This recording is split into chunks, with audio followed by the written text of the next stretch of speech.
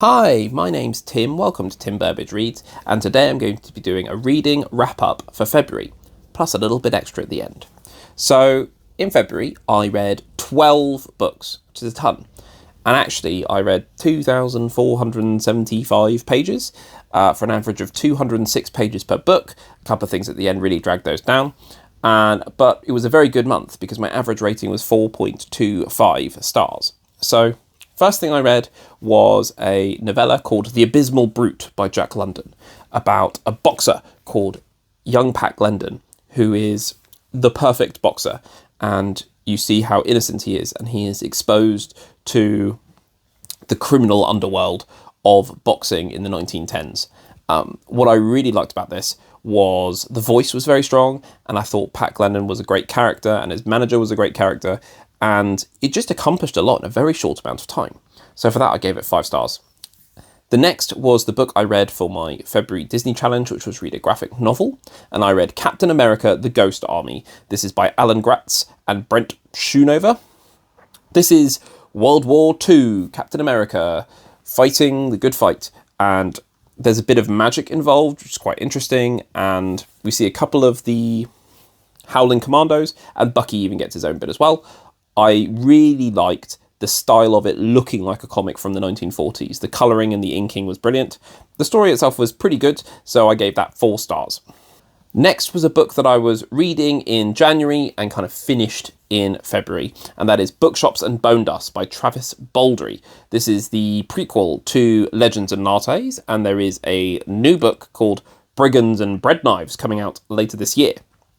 I love this. I thought this was great. I think that the characters are just so well-rounded and friendly, and it's warm and comforting. There is still some tension, and that's one thing. I gave this 4 out of 5. I don't think it's quite as good as Legends and Lattes, because I think the source of tension comes in too late. I think the bad guy, or the malevolent force, or whatever it is, because I don't want to spoil it, appears a little bit too late in the book to add that threat. Well, I think Legends and Lattes has that sense of tension, of secrecy, just a little bit throughout the whole book, and that's what really elevates it for me. So, still very good, and I'm really looking forward to reading the next one, which I think is following a potentially different character, which is interesting. The next was a comic book that I finished reading to my son, which was Miles Morales: Ultimate End. This I thought was okay. I gave it 4 stars. It was kind of 3 to 4. We get a whole section about Miles' dad, who in this universe was a SHIELD agent, and how he worked his way up kind of through maybe a different means of being a SHIELD agent. There's some mob stuff involved, there's people pretending to be Spider-Man, and in the end, it's a bit strange because it was part of the Ultimate Universe that I knew was ending, and at the end you see like the Secret Wars starting, and it's like, it just makes everything feel a bit like, pointless. Overall, my son really likes Miles Morales. Like, Miles Morales is one of his favourite superheroes, and I find that the Miles Morales stories are actually quite hard-hitting. For my son's now just turned 8. Bit too hard-hitting for him, really. There's a lot of it about racism and gang violence and crime and things like that. But yeah, I enjoyed reading it. I did have to do some filtering while reading it to my son. The next was 2 books that I read together. One was Airframe by Michael Crichton, and the other one was Missing in Flight by Audrey J. Cole. These are both about planes, and they were both thrillers, but they were very, very different. Airframe, I loved. Airframe I thought was absolutely brilliant. It's about a QA vice president for an aircraft manufacturer investigating an aircraft incident. I liked how complex it was. I liked how the main source of the mystery was trying to solve the problem. And there was a time crunch, and there was corporate shenanigans, and there was just so many layers to it. I really enjoyed reading it. Missing in Flight was a domestic thriller, but in the air. It's like Gone Girl in the Air, where we have a potentially unreliable narrator who has lost their baby on board. Nothing could be more stressful than that. I just found that there wasn't quite enough for the main character to do once the first thing had happened, and it was very unrealistic at points, which did take me out of it. I think I said in my review, the problem appeared in page 5 when the baby disappeared, and it could have been solved by page 6. you know, but I still enjoyed the tension of it. I enjoyed what it was trying to say about parenthood and womanhood and like women being trusted and things like that. I thought that was good. So I gave it 3 stars. The next was a book that I read called Poster Art of the Disney Parks. This is a beautiful big coffee table book all about the poster design for the rides and attractions around the Disney parks. One thing that really popped out to me was there was a designer called Bjorn something in the 1950s, right as Disneyland opened, and all of his posters were brilliant. They just popped, and they had a real style to them that I think Disney is still trying to capture today. But a really, really nice book. One thing, I gave that 5 stars. One thing that elevated for me beyond just here's a load of posters from Disney attractions was that it actually talked about the process a bit of printing and how they do printing in different ways and how digitalization came in and changed things up. But they're still trying to capture that style. So it was actually quite informative in its own way. Next was a book that I finished reading to the kids, which was Harry Potter and the Chamber of Secrets, the special illustrated edition. The illustrations are again brilliant. This is such a brilliant story. It was a 5-star from me. What I really appreciated this time was just how much of a mystery it is. Harry is always trying to solve something. He's trying to figure out who is Slytherin's heir, what is the Chamber of Secrets, what's in there, what's going on. And it was riveting. It was really good. My kids didn't really like the spiders. Spiders are scary. My son was quite scared of the snake as well, the basilisk at the end. But my daughter's favourite character, my 5, soon-to-be 6-year-old daughter, Tom Riddle. Tom Riddle's her favourite character. What a lunatic. Then a couple of books I read to my son. One was Crestor the Crushing Terror by Adam Blade. This is book a bazillion in the Beast Quest series. This is the first Beast Quest book he's picked up. And it's the first one I've read. And having known there's a bazillion of them, it was kind of better than I thought it would be. You see that there is a clear through line of, they've just come from this mission, and then now the last chapter is setting them up for the next mission. They do the beasts. There is more than just we go to the place, we fight the thing. There's a little bit more to it than that.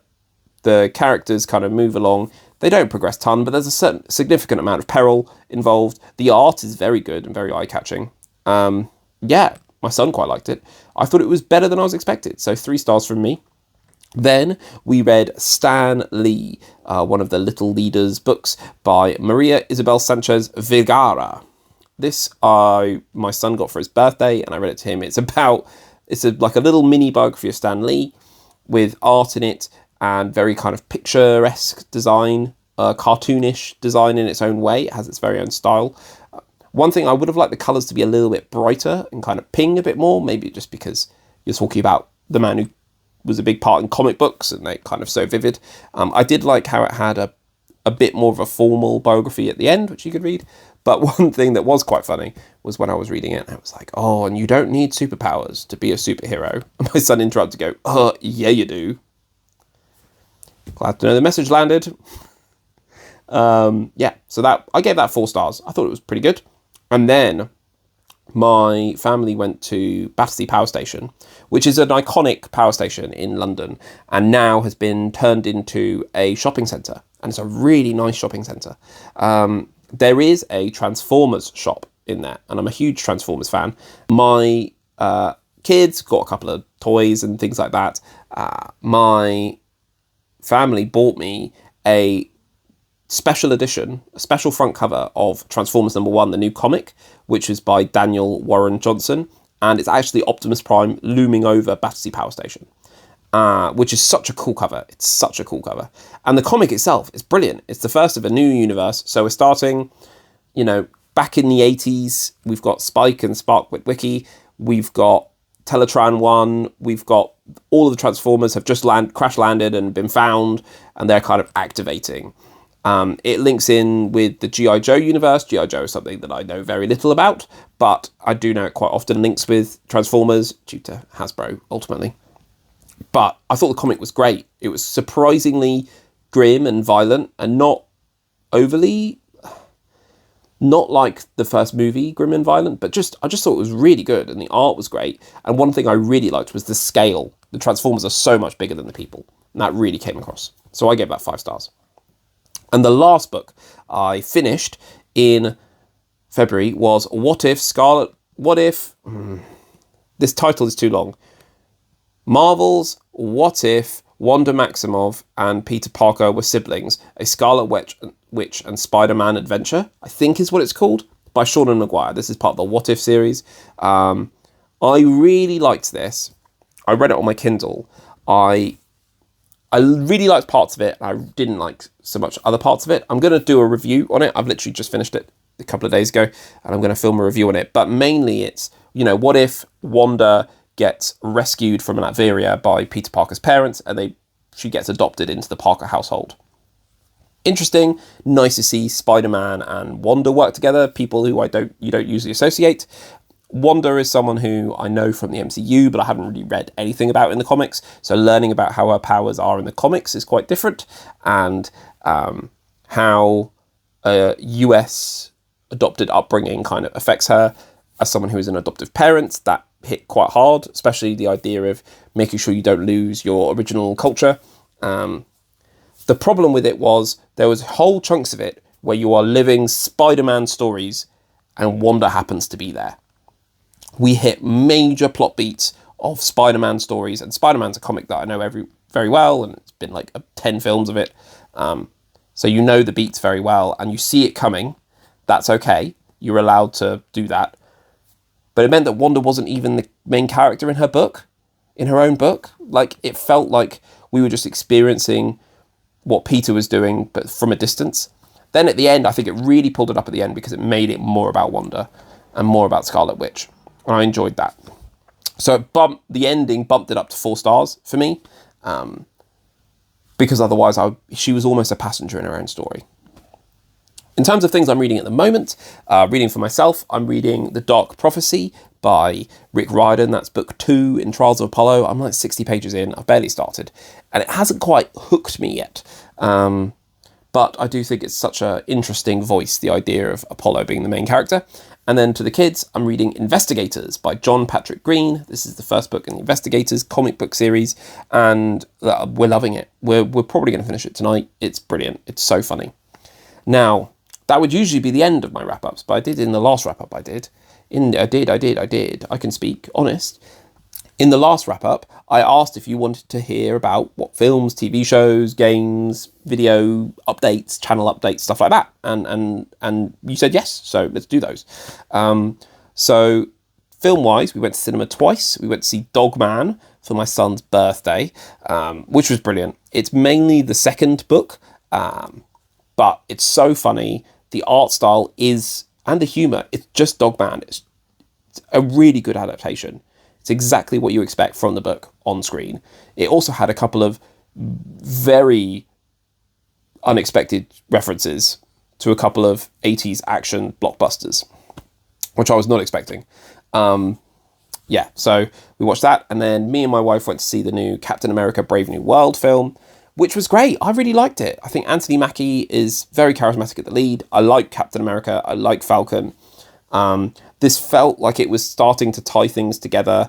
We had bits from Eternals. We had bits from Hulk. We had quite a lot of bits from Hulk. Maybe that's been one of the criticisms. It is something where you can see the seams of filmmaking. There's a couple of shots right at the end which do not look good, which is a real shame because they're kind of impactful moments of the film. I like Sam, he's just flying Captain America. That's really cool. I also like how because he has counselling as a background, he's good at talking people down. Harrison Ford is really good at it. Like, for a man who you can very clearly tell when he cares and when he doesn't care on screen, it looks like he really cares in this. I like the tension. I like the kind of Manchurian Candidate vibe to it. Isaiah Bradley's a great character. So yeah, I don't think it's done very well commercially. I think it's been slated, which I think is unfair. I think there's much worse films. And I hope that we see more of this Captain America. Hey, this is Tim from later because I had to go pick up my kids from school. So now I'm filming when they've gone to bed. I was going to go into, I did the books. We actually finished Investigators tonight and it was very good. I don't think it was quite as good as the one I read before. I thought the one I read before, which was a later one in the series called All Tied Up, which is all piratey, I thought that had just more jokes. This didn't have as many jokes. But still, like, 4 stars, probably. My kids really liked it. And yeah, I did books, did films. Now I'm going to do TV shows that I've watched. So this month, I actually finished a TV series that I was watching, a limited series called Whiskey on the Rocks. I watched this on Disney+. This is a historical comedy about an incident that happened in the 1980s in Sweden, where a Russian submarine crashed off the shore of Sweden, and it became an international incident at the height of the Cold War. This is a show that was made in Sweden, in Swedish, but it looked quite funny, and I watched the first couple of episodes, and it was dubbed. And I found that I was okay, I was getting into it, but not too much. And then I switched to subtitles, and then I really enjoyed it. So I don't know why that is, but it did mean that afterwards we then put on another show on Disney Plus, and it was automatically set to Swedish, which was interesting. But no, I really enjoyed it. I think it's quite a tense situation, but it was quite funny. It wasn't too funny. I know that sounds weird for a comedy, but it kind of showed the tension of the situation. You did have funny characters. I think the Swedish Prime Minister being a sheep farmer was very funny, and how actually he used his quaint old village ways to win over people and do good politics and prevent World War III, while the Swedish head of defence was an idiot and was trying to basically start World War III. But yeah, I enjoyed that. That was very good. Otherwise, shows that we've got in progress are, we're watching Gladiators with the family, series 2 of Gladiators. It's wicked. It's so good. Absolute favourite of ours. I'm watching DuckTales season 3, going through that again with my wife. It's kind of our comfort viewing. Series 3, I think, is, the first half is not as good as series 1 and 2, but we're now kind of kicking in to top gear. We started watching Friendly Neighborhood Spider-Man. It's pretty good, but it's not kind of winning me over. And that's partly because we're also watching Invincible, and I think Invincible is better. We've watched the first 3 episodes, and what I love about Invincible is that all of the side characters could be the stars of their own story. Like, I find Monster Girl super interesting, and Atom Eve, like, we already had our own special. Like, so many of the characters are super interesting. Yeah, that's what we're watching in progress. And earlier on this year, finished watching The Rig on Amazon Prime, which was really good. Finished watching Marvel What If, which is okay. Watched The Wizards of Baking show as a family, which was great. And I watched Secret Level, which was, some episodes were really good, some episodes not so good. And my favourite of that was probably the Unreal Tournament one, which is interesting because that's a game I never even played. Though the Warhammer 40k one was also really good. And we watched Percy Jackson as a family on Disney Plus, ready for the second series to come out. I did finish a video game, which is a rare thing for me. I'm not very good at video games. I finished Legend of Zelda Echoes of Wisdom on the Switch, and I thought I didn't 100% the game.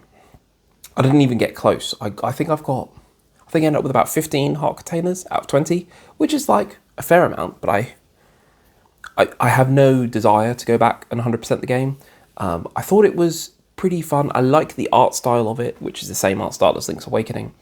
But I was trying to figure out why I wasn't super into it. And then it hit me, is that in this game, you're playing as Zelda. First time you're playing as Zelda, really. And instead of attacking, what you do is you create copies of monsters, and called echoes, and you put them out, and they do the attacking for you. And then every once in a while, you can turn into Link, take the power of Link, and use it, but you can only use it for a short period of time. And I didn't know that you could then upgrade that for a long time. So I was with like the basic version of Link. And you just end up being a passenger in your own game. You would just end up sending out a bad guy to fight their bad guys. And then you just kind of wander about or wait. And then towards the end, I was like, oh, actually, I can go back to this house right at the start, and I can upgrade everything. Oh, cool, I can upgrade my Link powers, and now I can do Link all the time. That's really fun. That's way more fun than being Zelda. And I was like, cool, I'm getting this. And I went around the map, and I did all of the rifts that you need to fix. got my power up really high, and I was like, cool, let's go fight the boss, because I'm not going to go find the remaining 20 heart pieces. I'm not super interested in that. The game hasn't kind of won me over. I don't want to go talk to every person and do every side quest. And then as you go into the final bit, you rescue Link, and then he takes all his power back, and you're back to just being Zelda again. So for the whole final dungeon and boss battle, all I did was put out my good fighters, my good echoes, and then it became a bullet dodge, where you just try to dodge the attacks. At one point, I got out, in the game, you can also copy items. So that's what you spend most of your time doing. Boxes, water cubes, and beds. It sounds weird. Boxes you jump on top of, which help you kind of navigate the world. And actually that's really fun when you unlock that, because you can jump on a couple of boxes and then you can go out and you can just climb on top of the trees and like sequence break the map ultimately. And water cubes help you you can swim up them instead of having to jump on them, which is good. And beds are good because they're like this. So you can have a jump maybe or something, and you can put a bed there, and then you put another bed there, and then you put another bed there, and you can actually like make huge bridges of beds. But what's funny about beds as well is that you can lie in them to heal, which I, again, discovered quite late. And if you get a really nice bed, you can copy Zelda's bed itself, and you heal quite quickly.